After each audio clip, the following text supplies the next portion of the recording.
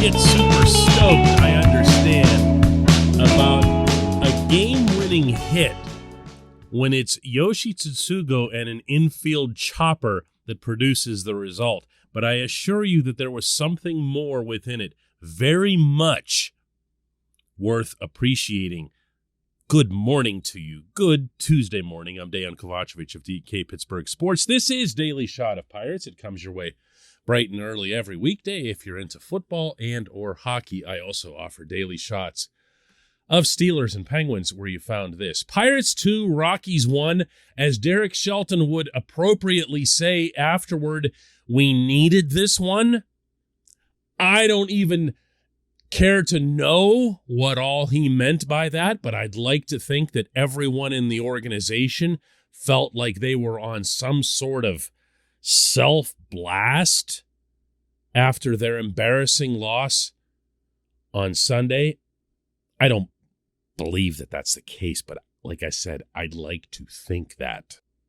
But the manager did say something to that effect, not once, but twice in his post-game press conference, and he usually doesn't make mention of outcomes in one direction or the other, whether it's a win or a loss. So maybe. Anyway, what ended up happening that won the game that was significant is that Ke'Bryan Hayes opened the Pittsburgh eighth with a single that he stroked into right field. He then stole second base. He then took third on Daniel Vogelback's ground out to the right side. And then Yoshi, as much as you can ask from Yoshi anymore, hits a high chopper that goes way up over the mound, lands in front of second base, and even though Yoshi's not exactly the Flash out there on the base paths, he was able to beat it out by probably more than half a step. The Pirates took their lead. David Bednar did the rest, and, yay. But what is worth applauding on a more sustained basis, I believe, and hasn't really been applauded enough, is the way that Hayes has responded to that big contract. I can tell you, in a lifetime of covering professional sports, I have seen, I can't tell you how many athletes will put pen to paper and then either, start dogging it like I made it, that's it, I'm set, or, and it's hard to discern between these two, feel more pressure as a result of it. Like, now I'm the $80 million player. I'm the one that's really supposed to make things happen here. And they can kind of buckle under it a bit, at least at the outset. Hayes has done nothing of the kind. Hayes is currently batting .290 with a .377 on-base percentage and a .747 OPS. And the only reason the latter number is down is because, the elephant in the room, he still doesn't have a home run. Did you know that? Did you know he hasn't put one over a fence yet? As well as he's hit the ball, he's got 11 doubles and no homers. Now, if you want to start getting worried about that, in swinging back to last season, whenever he had the wrist issue, and then there was the pause after which it's supposed to come back, meaning the power, you want to see him start pulling the ball. Well, maybe I can put your mind at ease a little bit on that front here. This portion of Daily Shot of Pirates is brought to you by our friends at North Shore Tavern. That's directly across Federal Street from PNC Park. It's home of Steak on a Stone, an eating experience, underscoring the word experience. The steak is brought to you partially cooked on an 800-degree stone, and you do the rest. It's a ton of fun, it's a great meal, and it's a baseball atmosphere like no other in Pittsburgh. North Shore Tavern, right across Federal Street from PNC Park. Going back to Bradenton and spring training, Key was speaking with me really frankly about his wrist and the challenges that he faced in coming back from the injury and how he had to, on one hand, make sure that he's swinging the way he's supposed to swing, because then you can hurt yourself further if you don't. And on the other hand, just constantly being aware of it. And he felt like that carried through the offseason with him. But then once he got to spring training, he was able to do what he wanted with the swing, with his approach, and with pulling the ball and getting back to where he was a couple of years ago when he looked like Ted Williams. And you know what I'm talking about in the coronavirus shortened season, the 2-month season, in which he came up in the second month and was just unbelievable. If you look at, and there's a lot of people that look only at this sort of information right now, his exit velocity, his trajectories, his launch angles, where he's hitting the ball on the field, meaning is he pulling it, is he going just to right field? If you only watch a game like last night, you can get a little bit skeptical because he was just going the other way. But he'll also tell you that there are times when he has to go the other way because that's just how he's being pitched, because nobody wants to see him pull the ball. When he has struck that ball with authority. This has nothing in common with the way he looked in the second half of last season, where the only time he was getting a ball to land somewhere was whenever he would just kind of meekly poke it into right field. That is not the case now. Opponents are cognizant of this. They do not want to give him pitches to hit over the inner half because they fear what he's going to do with it. If you're looking for a comparable here over time, I would recommend the Pittsburgh edition of Andrew McCutchen. Kutch was a lot like this. Kutch had to learn his patience in going the other way because that's where he was being pitched. He learned to stop fighting City Hall when it came to that.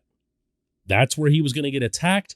That's where he was going to punch back, to use a Clint Hurdleism.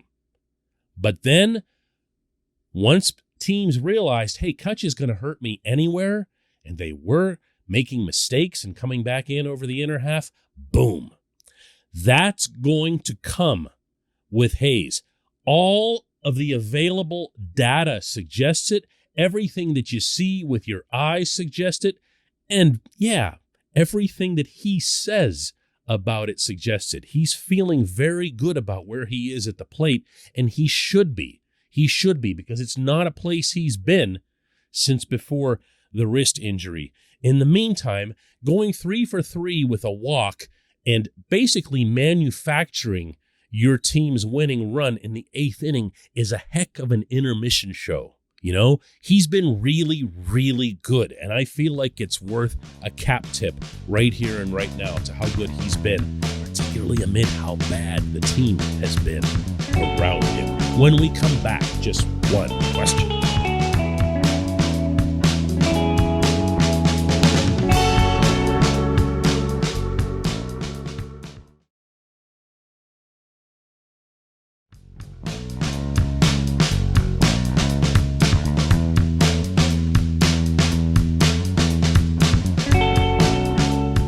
Welcome back. Time for J1Q, and today's coming from Sammy, who says, to be fair, Major League Baseball doesn't care about competitive balance, so why should the Pirates owner, he's making cash, probably now in the billions? And yes, Sammy used billions with a B. Sammy sent this before last night's game, not that I would imagine that anything would have changed Sammy's mind after watching a 2-1 win that was eked out the way that I described. Although I probably should have also given a cap tip to JT Brubaker. Been rough on him enough this season. He's been a disappointment. He's been a guy that I've backed. He's starting to look like the better version of himself. We'll see if that continues, but that obviously would be a bright spot for the Pirates. One of the things that makes me cringy a little bit is that when I will criticize the Pirates, and I feel that they deserve to be criticized, meaning that I feel like I have not just an opinion justification or an emotional justification, but a factual justification that's right there in black and white that I can quantify. That what'll end up happening is a lot of people who don't really follow the team and who just do the obligatory payroll this, nutting that, Seven Springs this, billions that, they'll jump in and they'll come at me with, "Oh, nice to see you finally come around to our side of thinking." To which I'll respond every time, "Side? What side? The side that you want the Pirates to fail? Because that's what I was criticizing, that the Pirates were failing. If you're good with that, meaning the Pirates failing, pardon my language here, but what the hell are you doing here? Really? What are you following this team for even peripherally? Are they like a reality TV show to you or something where you just get in on the hate whenever the hate is convenient?" I'm not talking about you, Sammy. I'm talking about the general person that reacts like this, meaning the side stuff. To me, when I think about taking sides in arguments, I think about politics, because that's where politics have just gone to the absolute lowest level of discourse and dialogue in my lifetime, and I don't care which side. Politics have reached the point where you take a position, even if your specific stance on an issue is proven wrong, and I mean conclusively, definitively wrong, you won't / can't back off it because it's seen as going against your side. You've taken a side, and therefore this is the side you're on. Well, if you're on the side that the Pirates are terrible and are never going to win and have this and that, I'll ask it again. What are you doing here? I mean, sports, really, when you get right down to it, are entertainment. They're there for our pleasure, our amusement. They can do some civic good. They can lift our spirits. In Pittsburgh, we take them way more seriously than most, but they're still that. It's still another thing that's supposed to make you, here it comes, wait for it, happy. Now, you're going to face, in the process of following a team, some devastating losses. That can happen whether you're following a great team or whether you're following one like this one. But at the end of the day, it's supposed to be a source of enjoyment. It's supposed to be something that makes you smile at least often enough to be worthwhile. If you're hanging around just kind of on the fringe of the headlines and waiting for the Pirates to have a Will Craig moment or to get their brains beaten in 18-4 by the Cardinals and have a catcher come in and pitch the ninth inning to allow you to at least score a couple. If that's what you're waiting on, and then you just kind of jump in and say to me, "Nice to see you've come around to our side." Wow, man, I got no use for that. I mean, none whatsoever. As a reporter, as a person, as anything. I'm here to break down, to talk about, to poke and prod, to tip the cap, to give credit where due, to point blame where it's earned. I'm not here to take a side like this is politics. Seriously, just no. Let's do another one of these tomorrow and forget that this J1Q ever made it here.